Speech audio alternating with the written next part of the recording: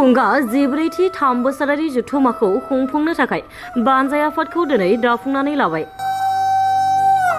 बे खेबाव दुलाराय बाथौ गौथुमनि 14थि 3 बोसोरारि जथुम्माखौ 2027 मायथाइनि फेब्रुवारि दानाव खुंफुंनो थियारि। खुंगा 14थि 3 बोसोरारि जथुम्माखौ गरेस्वर बियाब दुलाराय बाथौ गौथुमनि बेन्दोंआव खुंफुंनो थाखाय बानजाय आफादखौ दिनै दाफुंनानै लाबाय। दिनै सानजा तामुलपुर जिल्ला दुलाराय बाथौ गौथुमनि बेन्दोंआव थानाय गरेस्वर बियाब बाथौ गौथुमनि थानसालियाव खुंगा 14थि 3 बोसोरारि जथुम्माखौ खुंफुंनो थाखाय बानजाय आफादखौ दाफुंबाय। फैगौ 14थि 3 बोसोरारि जथुम्माखौ खुंफुंनो थाखाय पबिन बसुमतारीनि मासि लानानै सामलायनायाव दिनै बानजाय आफादखौ दाफुंनानै लानाय जायो। आफादगिरि महरै 44 नं गरेस्वर विधानसभा बियाबनि एमएलए भिक्टर कुमार दास, मावफुं आफादगिरि बिनन्द नार्जारी आरो गाहाय नेहाथारि धनन्जय बसुमतारी आरो रां लाथुमगिरि महरै गिरेन्द्र बर' बिथांमोनजों लोगोसे गासै 15 दालाय आफादफोरखौ दिनै दाफुंनानै होनायजों लोगोसे बिबानखौ गथायनाय जायो। 14थि 3 बोसोरारि जथुम्माखौ खुंफुंनो बानजाय आफाद दानाय हाबाफारियाव बाहागो लायो दुलाराय बाथौ गौथुमनि आफादगिरि सभाराम बसुमतारी, गाहाय नेहाथारि गणेश दैमारी आरो दुलाराय बाथौ गौथुमनि दौरि आफादनि आफादगिरि काशीनाथ सरगारीजों लोगोसेनो बिटिसिनि मावफुं सोद्रोमा महेश्वर बसुमतारीजों लोगोसे दुलाराय बाथौ गौथुमनि दैदेनगिरि आरो गरेस्वर हालामनि दैदेनगिरि, समाज सिबियारि आरो गरेस्वर हालामनि बाथौ सिबियारि बिथांमोननि नुजाथिनायाव जानानै थाङो। गिबियावनो नोंथांमोनखौ आङो धन्यबाद होबाय, रादाब बुथुमगिरि नोंथांमोनखौ। दिनै दुलाराय बाथौ गौथुमनि जा खेवसारि मेलमोन, फैगौ 14थि 3 बोसोरारिनि जा दुलाराय बाथौ गौथुमनि कनफारेन्स जानो फैबाय थादों बा थांगासिनो दं। दा बिखौ लानानै मानगोनां दुलाराय बाथौ गौथुमनि जा बिथोनाव सानजा तामुलपुर जिल्ला बाथौ गौथुमनि गरेस्वर आनसलिकनि जा दिनै नैबे गरेस्वर आनसलिकनि जा बाथौ थानसालि सिङाव जा बानजाय आफाद दानाय जाबाय। बे बानजाय आफाद दानायाव आंखौ नेहाथारि लानानै जोंनि जा गरेस्वरनि एमएलए मानगोनां भिक्टर कुमार दास बिथांखौ आफादगिरि आरो लोगोसे बिनोद नार्जारीखौ मावफुं आफादगिरि लानानै बानजाय आफाद बा रायदाव आफाद मेन कमिटिखौ लानानै 15 दालायसा मावफुं आफाद दानाय जादों। गिबियावनो मानगोनां बाथौ दैदेनारि बिथांमोननिसिम आं धन्यबाद जासिबाय, गोजोननाय जासिबाय, हामलायनाय जासिबाय। जोंखौ दिनै बानजाय आफाद दाना होबाय। बे बानजाय आफादाव जोङो रिसेपसन हिसाबै मावनो गोनां बहुद दायित्व थाबाय आरो बे दायित्व हिसाबै आं गासै रायजो राजा मानगोनां बाथौ धोरोमारि बिथांमोनखौ आं गुरै खावलायनाय जायो, जाहाथे मानगोनां बाथौ गौथुमनि जा सानब्रै मिथिनायाव सानब्रैनि हाबाफारि लागोन। फैगौ 2027 जा सन मायथाइनि जा फेब्रुवारि गिबि सप्तायाव जानो थांगासिनो दं सानब्रैनि हाबाफारि लानानै।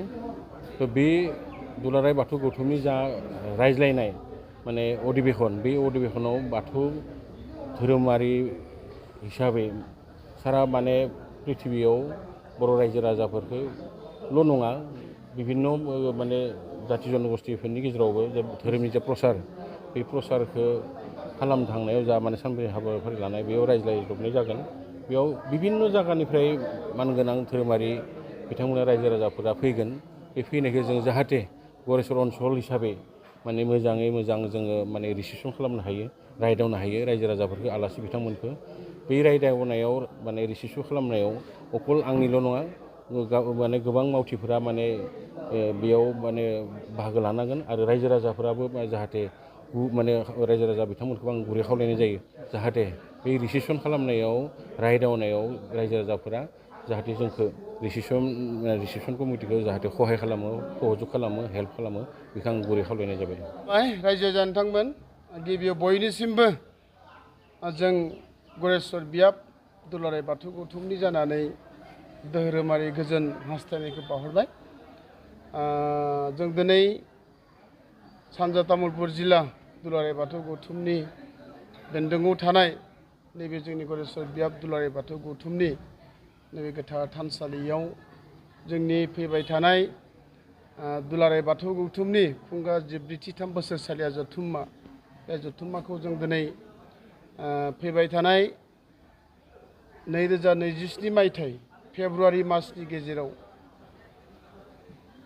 जोङो खुंनो थाखाय जों माखासे दिनैनि समाव बियाब गौथुम हिसाबै आरो लोगोसेनो जिल्ला आफाद हिसाबैबो आरो दिनैनि समाव दुलाराय बाथौ गौथुम अल बाथौ महासभानिफ्राय माखासे दैदेनगिरि बिथांमोना नैबे जोंनि बियाब गौथुमनि थानसालियाव बाहागो लाफैनानै जा मोनसे फैबाय थानाय खुंगा 73 बोसोरसालिया जथुम्मा बे जथुम्माखौ जिहेतु गरेस्वर बियाब दुलाराय बाथौ गौथुमनि बिखायाव 2027 मायथाइ फेब्रुवारि मासाव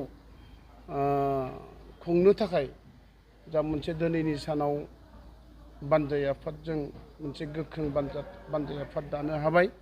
दा बे बानजाय आफाद दानायाव जोङो जिल्ला आफादनि जानानै जोंनि बे गरेस्वर हालामनि जोंहा गुबुन गुबुन बर' हारि माहारियारि आफादफोरनि बिथांमोनखौ जों हांख्रायनानै लाबोदोंमोन। बिथांमोना बाहागो लाफैदों। जेरै जोंहा बर' फरायसा आफाद, बर' थुनलाइ आफाद, जोंहा बर' हारिमु आफाद, गोबां आफादफोरा बेवहाय बाहागो लाफैनो हादों। दा ओंखायनो जों बिथांमोननिसिम गरेस्वर बियाब दुलाराय बाथौ गौथुमनि जानानै रोजा रोजा साबायखर बावहरबाय। दा आं सानो जोंनि जा फैबाय थानाय दुलाराय बाथौ गौथुमनि खुंगा 73 बोसोरसालिया जथुम्माया जों बयबो जिहेतु 2027 मायथाइनि फेब्रुवारि मासनि गेजेराव जानो थांगासिनो दङ, नङा होमबा? बे समाव गोजां बोथोर। दा खोथाया जाहैबाय मानगोनां रायजो जान्थांमोन, जों मिजिंथियो, जों खुलुमहरो, जों खावलायहरदों जाहाथे जों बयबो जोंनि गरेस्वर हालामनि रायजो राजा, आइ आफा, बिदा फंबाय, बिब' बिनानाव बयबो खौसेयैनो जोंनि बर' हारि माहारियारि बर' हारिनि आफाद जेरैबायदि बर' फरायसा आफाद, जोंहा बर' थुनलाइ आफाद, जोंहा बर' हारिमु आफादनिफ्राय लानानै बिसेस भाबै जोंनि नैबे दुलाराय बाथौ गौथुमनि बेन्दोङाव थानाय जा सानजा तामुलपुर जिल्ला, बे सानजा तामुलपुर जिल्लानि गासै 7टा आनसलिक दा बे 7टा आनसलिक गरेस्वर बियाबखौ लाफानानै 7टा आनसलिक 7टा बियाब, दा बियाबनि जा मोनसे दिनै मावथिफारिया बिथांमोना बाहागो लानानै दौरि हानजा, लाइमोन आफाद, जिल्ला आफादनि गाहाय आफाद, गुबुन गुबुन बिबानाव थानाय बिबानगिरि बिथांमोन, जिल्ला माइनाव आफादनि बिबानगिरि बिथांमोन, जोंनि जिल्ला आफादनि सिङाव थानाय गासै 7टा बियाबनि दौरि हानजानि बिबानगिरि, जोंहा माइनाव लाइमोन आफादनि गासै दैदेनगिरि बिथांमोना बेवहाय बाहागो लाफैनो हादों आरो गरेस्वर हालामनि इन्टेलेक्सुवेल माखासे मेलेमजिबि बिथांमोना बाहागो लाफैनो हादों। जों जोबोद गोजोननाय मोन्दों। जों फैबाय थानाय दुलाराय बाथौ गौथुमनि खुंगा 73 बोसोरसालिया जथुम्माया जों ज'यैनो खौसेथियै, नङा होनब्ला, अनलायनायनि गोसोजों, निमाहानि गोसोजों, जोङो खौसेथिनि गोसो लानानै जों सैथोथिनि गेजेरजों जाहाथे जों बे खुंगा 73 बोसोरसालिया जथुम्मा, बे जथुम्मानि जा माखासे हाबाफारिफोरखौ नोजोर होनानै जोङो आब्रुथियै मोजाङै खुंफुंलांनो हागोन, बेखौ नोजोर होनानै जों दिनै गरेस्वर बियाब दुलाराय बाथौ गौथुमनि जानानै रायजो राजा बयनिसिमबो मिजिंथिबाय। दा बेखिनियानो। दा ओंखायनो जोङो जिहेथु दुलाराय बाथौ गौथुमनि बोसोरसालिया जथुम्माया जोंनि गरेस्वरनि बिखायाव, नङा होमबा, गरेस्वराव फैबाय, बेखौ खुंफुंनांगौनि थाखाय जोङो गरेस्वर हालामनि गासै बर' रायजो राजाफोरखौ लानानै आरो लोगोसेनो जोंनि माखासे आफादफोर, हारि माहारियारि आफादफोरखौ लानानै जोङो बे बोसोरसालिया जथुम्माखौ खुंफुंनायाव जोंनो मदद नांगोन, हेफाजाब नांगोन, नङा होनब्ला? जों ओंखायनो बिथांमोननिसिम खावलायो आरो जों मिजिंथियो जाहाथे बे दुलाराय बाथौ गौथुमनि खुंगा 73 बोसोर जिल्ला जथुम्माखौ मोजाङै खुंफुंलांनो हायो बेनि थाखाय आरोबाव फिन खेबसे आङो गोथारै गरेस्वर बिबार दुलाराय बाथौ गौथुमनि जानानै गुरै खावलायहरनाय जाबाय। गोजोन्थों।